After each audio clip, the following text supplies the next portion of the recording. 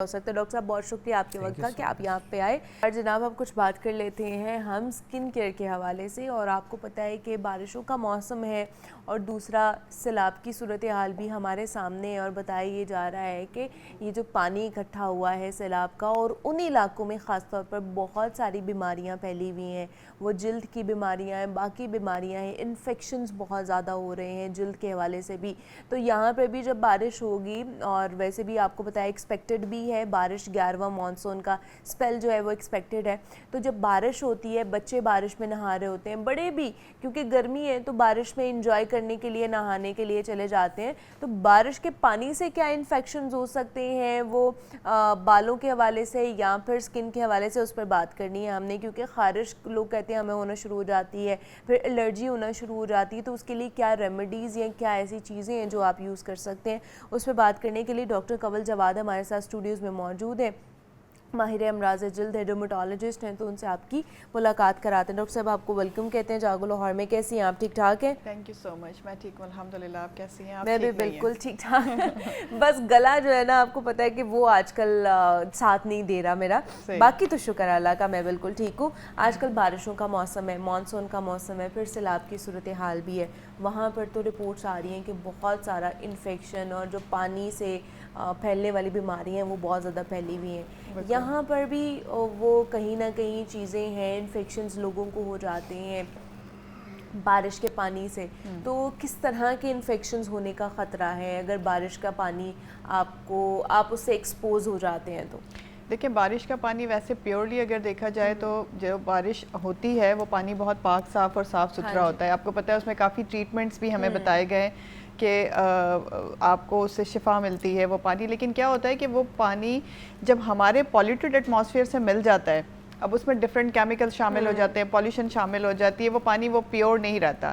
Definitely جب وہ صاف ایریاز میں گر رہا ہے، ٹھیک ہے، کوئی اگر اسے ایکسپوز ہو جاتا ہے، جا کے شاور لے لے، شاور لینے کے بعد وہ کپڑے چینج کر لے تو اتنا کوئی خاص پرابلم نہیں ہوتا، لیکن جیسے کہ آج کل فلڈ ہے، جگہ جگہ پرابلم ہوا ہے بہت زیادہ بارش کی وجہ سے، تو ان لوگوں میں بارش کا یہ پانی بہت زیادہ انفیکشن پھیلانے کا سبب بن رہا ہے۔ بہت سارے انفیکشن جیسے کہ common bacterial, fungal infection, viral infection, scabies جیسی بیماری، یہ سارے کے سارے بارش والی جگہ پہ جہاں پر کیمپس لگے ہوئے ہیں، جہاں فلڈ ہے، جہاں پانی کھڑا ہے یا جہاں سے پانی کافی تباہی مچا کے چلا گیا ہے، ان سب جگہوں پہ یہ سارے انفیکشن کامن ہے بہت زیادہ۔ سب سے کامن اس میں موسٹ کامن جو ہم اگر دیکھیں تو بیکٹیریل انفیکشن ہوتا ہے۔ بہت زیادہ کراؤڈی اگر آپ کسی ایریا میں رہ رہے ہیں، لائک کیمپس میں آپ کو پتہ ہے کہ بہت زیادہ کراؤڈی صورتحال ہوتی ہے، ہائیجین پراپر نہیں رکھ سکتے، نہانا نہیں ہوتا ان لوگوں کا، کپڑے نہیں اس طرح سے واش کر سکتے، تو ان لوگوں میں اسکیبیز بہت کامنلی پھیل رہی ہے، جو کہ خارش والی بیماری ہے، جس کی خاص نشانی یہ ہے کہ اس کی جو اچنگ ہے وہ شروع ہی شام کے بعد ہوتی ہے۔ شام کے بعد آپ کو خارش ہونا شروع ہو جاتی ہے؟ بالکل، خارش بہت سیویئرٹی پہ ہوتی ہے، لائک پوری رات سیویئر خارش رہتی ہے، جب صبح ہوتی ہے پیشنٹ آپ کو ہسٹری یہی دیتا ہے کہ مجھے پوری رات بہت خارش ہوتی ہے، خاص طور پہ انڈر آرمز میں، انڈر لیگز میں، انگلیوں کی یہ درمیان والی جگہ پہ آپ کو بہت زیادہ خارش ہوگی۔ ایسی سب چیزیں ان جگہوں پہ کامن ہوتی ہے جہاں پر بارش ہو، جہاں پر فلڈ ہو، جہاں کیمپنگز ہوں، ان سب جگہوں پہ یہ والے پرابلمز بہت زیادہ کامن ہیں، اور اس میں موسٹ کامن ریزن جو ہے وہ یہ ہوتا ہے کہ کھڑا ہوا پانی یا پھر کراؤڈڈ ایریا اور ہائیجین کا پراپر نہ ہونا۔ ہائیجین کا پرابلم، اور اس میں نہیں پتا کہ وہ جو کراؤڈڈ ایریا ہے اس میں جو اتنے لوگ کھڑے ہوئے ہیں گروپ میں، اور ان کو کس طرح کی پرابلم ہے، ان کو کس طرح کا انفیکشن ہے، تو وہ آپ کو بھی لگ سکتا ہے۔ تو اس پہ مزید بات کرتے ہیں، کالر ہیں ساجد، انہوں نے سیالکوٹ سے ہمیں کال کیا۔ السلام علیکم۔ وعلیکم السلام، جی میم کیا؟ جی میں ٹھیک ہوں، آپ کیسے ہیں؟ الحمدللہ، اللہ کا شکر۔ میم کیا پوچھیں گے؟ میں پسور سے آپ کو بلانگ کرتا ہوں، ساجد۔ جی جی۔ تو سر جی یہ ہے کہ میڈم میں نے پوچھنا تھا کہ ہمارے نا ادھر علاقے میں پانی کافی آیا ہوا ہے، ٹھیک ہے، تو اس کی وجہ سے میرے پاؤں سے انفیکشن ہو گیا ڈیلی گزر کے، تو اس کے لیے کیا کرنا چاہیے، مشورہ دینے کا؟ ٹھیک ہے، یہ جو سیلاب کا پانی ہے اس کی وجہ سے انفیکشن ہوا ہے یا پہلے ہی تھا؟ نہیں، سیلابی پانی سے۔ سیلابی پانی سے پاؤں میں انفیکشن ہو گیا، ناخنوں میں ہوا ہے یا جلد کے اندر ہوا ہے؟ نہیں، اوپر جلد کے اوپر ہوا، وہ ایسا ہوا نا کہ میں شوز پہنتا ہوں، بینک کا امپلائی ہوں۔ زخم بنے، کوئی زخم ہے وہاں پر؟ زخم ہے وہاں پر کوئی زخم؟ جی زخم ہے، ابھی تو کافی ڈیلی انجیکشن لگوا کافی بیٹر ہو گیا، ओके, तो मैं शायद कोई और भी मशवरा हो जाएगा। ठीक है साजिद साहब, अभी डॉक्टर साहिबा से हम पूछ लेते हैं।